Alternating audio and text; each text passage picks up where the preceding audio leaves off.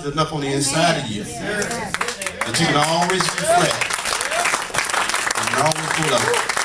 I often think of my grandmother. And I can still remember what she would say.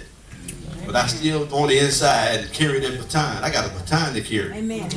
So when I look at my grandbabies, I think about her. And I say, you know what? I'm not going to drop the ball. I'm going to represent well. Amen. One thing Nicole Hill's been able to say, he's doing it the right way. Loving his grandbabies, making sure he got the grandbabies. I watch my wife and how she handle our grandkids, and it's marvelous. You know, I'm going to let my mom come up and share a little bit. She thought she's going to get away, but I'm going to let her get on up. My mom, for those that are watching, this is my mother. Maybe I think she's going to share something. The quantity is not important. It's the quality of what you got to say. So I just want them that are watching to see my mom. This is my mother. You can share with us a little bit.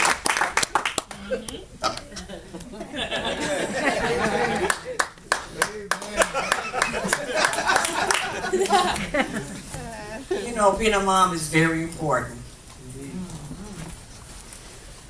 Especially when your kids love you. Yes. Yeah, mine 4 do. I think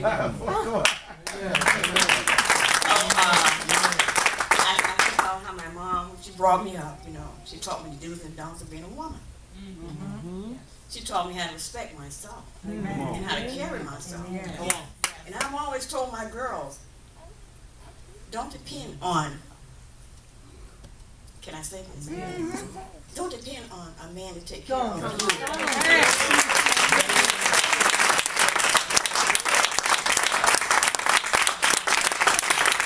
of yourself. Hold a job. Respect yourself, because if you don't, nobody else will. And don't ever put yourself in a bad predicament.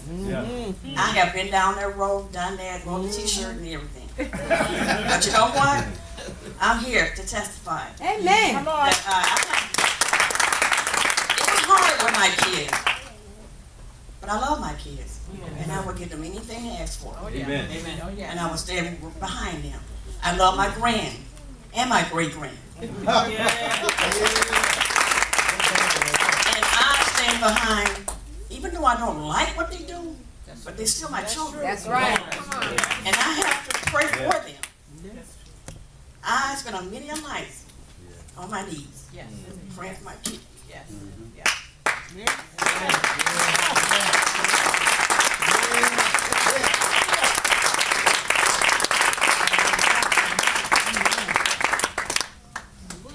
And I have other children in here also. I'm a woman.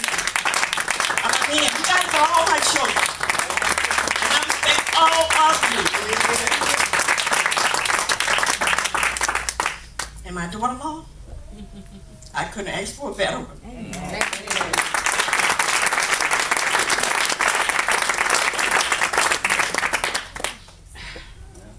I can remember when Apostle was incarcerated, he would always write me encouraging words. Back then, I didn't know what they were. I didn't want to hear it. I wanted to live my lifestyle, you know what I mean? But those words kept me going as a mom. He never gave up on me. He never did. He would always write them long letters, and I was like, oh God. I don't want to hear all of these scriptures. But once I got down to this really and started listening to him, what he was telling me, it was a blessing. It changed my whole world. You know? It changed the way I looked at everything. And I enjoy being a mom. Believe me or not. Sometimes I have to back away and let them do their own thing. You know what I'm saying? But I love every one of them. It was a hard road when I was young, because I was very young. But I thank God for them. Amen. And I love all of you guys, because you guys really respect me, you know? Let me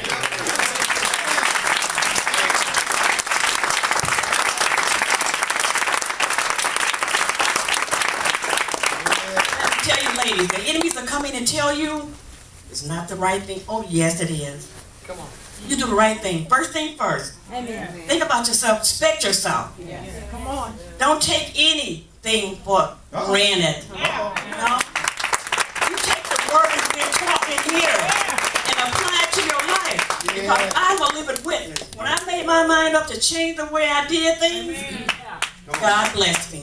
And He's still blessing me. Age has nothing to do with it. Not at all. We are here to serve God. You know what? And when we respect God first, He will bless us.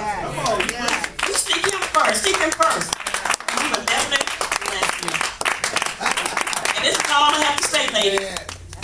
Respect yourself. Amen. Give honor to God first. Love your children. Love them grandkids. And love them great-grands.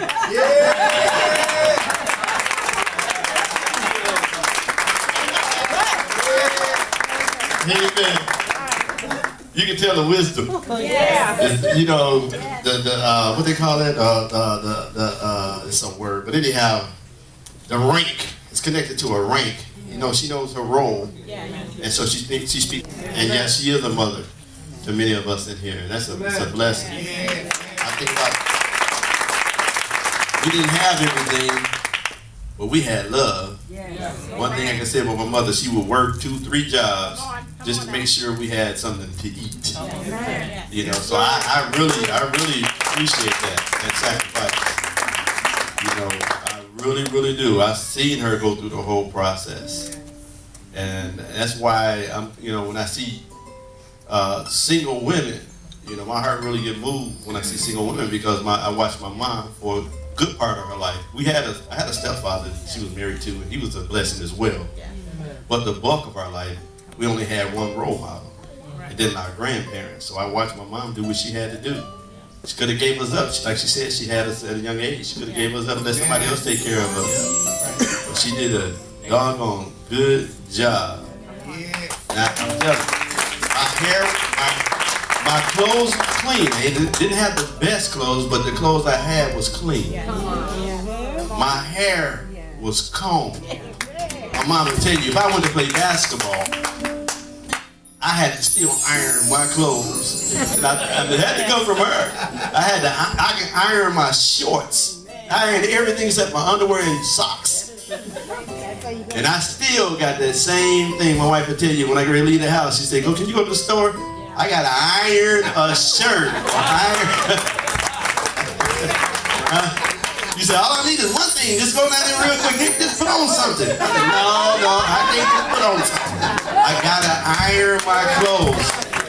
I got to make sure my hair is together. I can't go down. I got to make sure I'm shaved and clean when I leave the house. No matter what I go to do. So there are some things that were sown in our life that you just can't get rid of. And it made me a better person. So I thank God for you, Mom. I really do. I love you dearly.